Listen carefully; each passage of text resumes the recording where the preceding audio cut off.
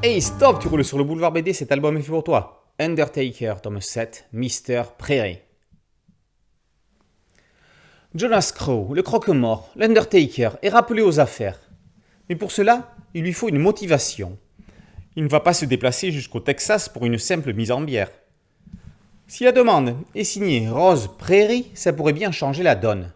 Direction Hayden City. Il découvrira sur place que c'est son mari, le docteur Randolph Prairie, qui a fait appel à lui pour 2 enterrements.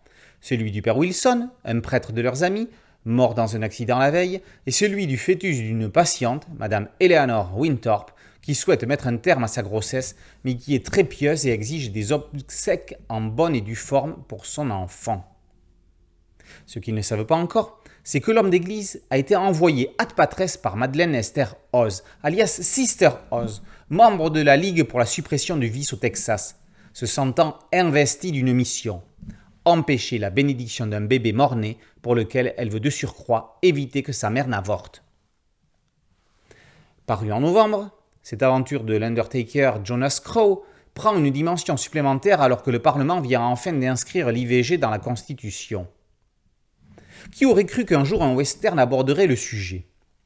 Si on ajoute que les auteurs traitent aussi d'homosexualité dans un milieu si testostéroné, on est vraiment dans un album de genre révolutionnaire. Sister Oz est une Frigide Barjot, elle est bourrée de paradoxes. Elle lutte contre l'IVG, qui ne s'appelait pas encore comme cela, mais n'hésite pas à provoquer la mort d'un apôtre de Dieu. Étrange pour quelqu'un qui souhaite sauver des vies et prêcher la bonne parole. On verra rapidement que la dame a, comme on le dit vulgairement, des fils qui se touchent. Xavier Dorisson et Ralph Meyer ne sont pas tendres avec Jonas Crow. Ils le plongent en plein chagrin d'amour.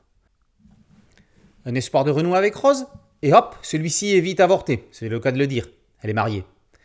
Dorisson aborde des thèmes contemporains avec l'avortement et le fanatisme religieux, invitant à se poser la question, peut-on imposer aux autres ses idéaux ?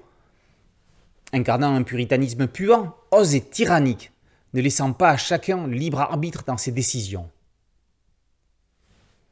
Délaissant les grandes plaines pour des intérieurs victoriens, Ralph Meyer passe au pinceau sec pour apporter plus de profondeur et mieux jouer avec les ombres. Dans cet automne texan, Caroline Delaby renouvelle les couleurs de l'univers de la série. Le monde selon Oz est le titre de la 2e partie annoncée du diptyque. Mais celui de Madeleine est nettement moins magique que celui de Dorothy. Qui quittera Eden City dans une boîte en bois ? Encore quelques mois pour le savoir. En attendant, chacun devra agir en son âme et bonne conscience.